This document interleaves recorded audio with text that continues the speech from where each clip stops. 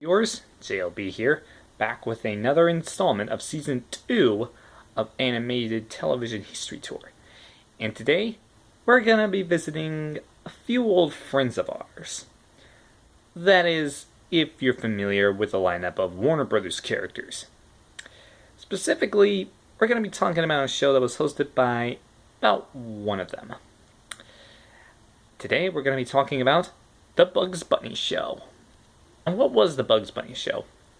Well, it was an animated anthology TV series hosted by Bugs Bunny, obviously, and it mostly featured Looney Tunes and Merry Melodies cartoons, which were released between August 1st of 1948 and the tail end of 1969. But I'm not too big on talking about the history of the Looney Tunes because, well, I'll explain later. But if you want full history of the Looney Tunes and Merry Melodies, definitely look somewhere else. Anywho, this show originally debuted on ABC on primetime television on October the 11th of 1960. Specifically on Tuesdays at 7:30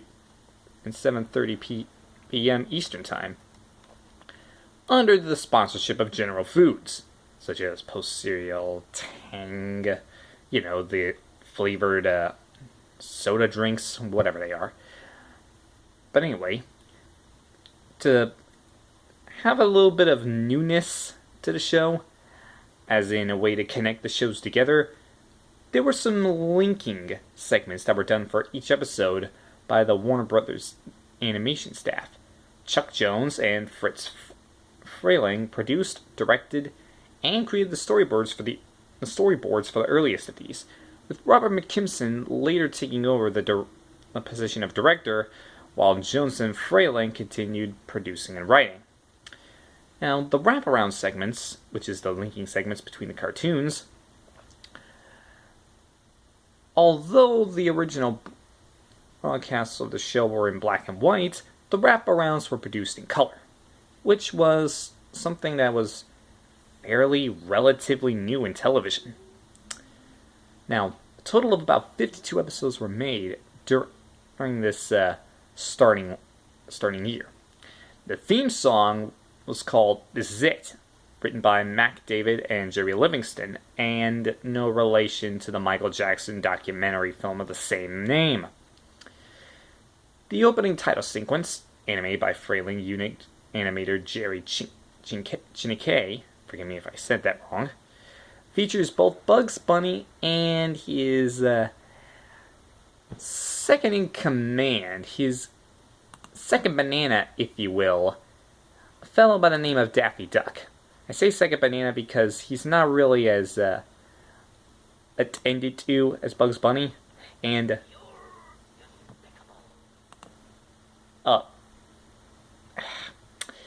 sorry if you heard something behind the scenes. That was Daffy. Somehow he snuck his way into my studio. But don't worry, I have my new security guard, Boogity Bones, as you can see right over here. He'll find him and take care of him. But anyway, let's get back to the show.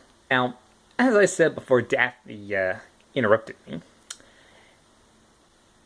you see, the show featured Bugs Bunny and Daffy performing the song in unison, and for the final chorus, a whole lineup of the Looney Tunes characters joined Bugs and Daffy on stage, on screen.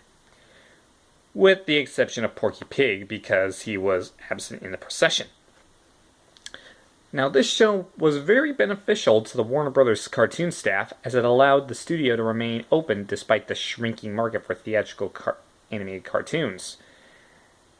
Yeah, you see, people were moving away from the 1920s to 1960s style of watching cartoons in theaters, moving on to television. But that's a whole completely other story. A completely different story. Now, the final first-run episodes of the original Bugs Bunny show ended on August 7th, 1962, and ultimately the Warner Brothers Animation Studio closed the following spring. Yeah, I think you can probably see that it was the best time to end the show. Now, ABC would begin airing reruns of the Bugs Bunny show on Saturday mornings in mid-August of 62 until September of 67, when it was moved to Saturday mornings for the remainder of its run. The series was rerun in color beginning in 1965 and remained on ABC until September of 68. At this point, the series had switched to CBS, where it was combined with the Roadrunner show, which CBS had been airing since 1966, to create the Bugs Bunny Roadrunner Hour. The standard Bugs Bunny show opening and the announcer's introduction of Bugs Bunny were directly followed by the rabbit saying the following, and also starring my fast-feathered friend the Roadrunner. Now, after which the Roadrunner show would play its theme song. The Bugs Bunny Roadrunner Hour combined re-edited bridging sequences from both shows to link the 7 cartoons featured in each episode. These sequences would be edited further in later versions. Only in 1971, the Roadrunner show moved to ABC, and a reconstituted half-hour Bugs Bunny show aired on CBS, featuring re-edited versions of the bridging sequences and a different grouping of cartoons. 2 years later, in 1973, the Bugs Bunny show returned to ABC for 2 seasons, only for CBS to reacquire both the shows and bring back the Bugs Bunny Roadrunner Hour in 1975. In 1976, Sylvester the Cat and Tweety, yes, the famous cat and bird duo, were featured in their own Sylvester and Tweety show for a year, necessitating the removal of most of the Tweety and or Sylvester cartoons on the Bugs Bunny Roadrunner that season. Also that year, a weekly half-hour primetime edition of the Bugs Bunny Roadrunner show briefly aired on CBS Tuesday night schedule from April until June. Now, the Bugs Bunny Roadrunner Hour ultimately became the Bugs Bunny Roadrunner show in November of 1977, after CBS added another half-hour to the runtime. In 1982, a companion Sylvester and Tweety, Daffy and Speedy show was added to the CBS schedule, which included a number of later cartoons produced by a re-established Warner Brothers cartoon studios from 1967 to 1969. The following year, this new companion series was canceled, and its cartoons were incorporated into the Bugs Bunny Roadrunner show, which was broadcast as 2 separate hour-long programs on Saturday mornings. In 1983, CBS returned to the show and returned it to its original hour-and-a-half time frame. The bridging sequences were then dropped, and the show's opening titles were reanimated.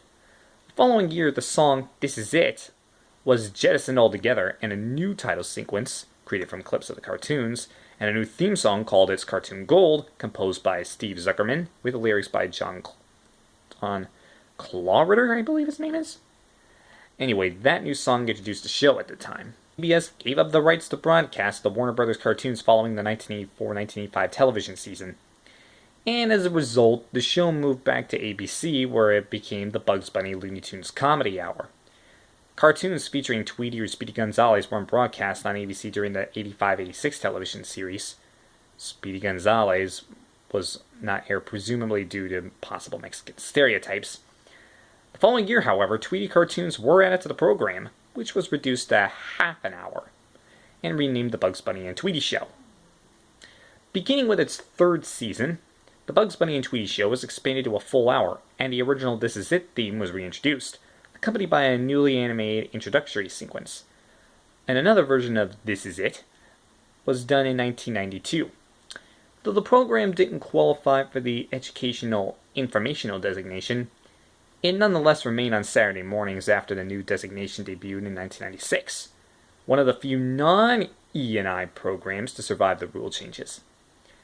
That same year, ABC was bought by the Walt Disney Company, and the Bugs Bunny and Tweety Show was the only non-Disney cartoon to remain on the lineup, due to their contract not being up yet. And it was in the first few years of the Disney's One Saturday Morning block starting in 1997, with the whole Disney's thing omitted from the logos on the Disney's One Saturday Morning bumper to the show. The show also continued airing despite Time Warner's purchase of Turner Broadcasting, which included Cartoon Network that very same year. The program was often paired with ABC's in-house Schoolhouse Rock shorts during this time, And for some of you who might be familiar, Schoolhouse Rock was the way to learn way back in the day. Bugs Bunny and Tweety Show remained on the air until 1999, when it was again reduced to half an hour. In 2000, Warner Brothers made the Looney Tunes and Merry Melodies film library exclusive to Cartoon Network, as it, along with Warner Brothers, is owned by Time Warner. As a result, the Bugs Bunny Show ended its 4-decade-long run, one of the longest runs in the history of United States network television. But the question is it worth it? Well, considering that the show is credited for keeping the Warner Brothers cartoons that were made during the golden age of animation and part of American consciousness, I would say that it's worth it. Even though you can obviously go and find the Looney Tunes and Merry Melodies cartoons out who knows where. But in all honesty, I'm not really that too big a fan of the Looney Tunes. I know it sounds blasphemous, but I'm just not really that big a fan of Bugs Bunny and Daffy Duck for some reason. I'll be honest with you. You're despicable. Daffy. Boogity, can you please get him out of here? Sorry about that. Business. I would say that it's worth it to watch the cartoons that were shown on the Bugs Bunny show. But for those of you who aren't Warner Brothers fans, this might not be for you. But anyway, thanks for joining me, and definitely stay tuned because we're going to be talking about at least a couple more shows that aired in 1960 until we entered 1961. Plus, big announcement, I'm actually planning on doing a special news series since Halloween's coming up. But stay tuned for that while I process it. Anyway, thanks for joining me, stay animated, and thanks for watching.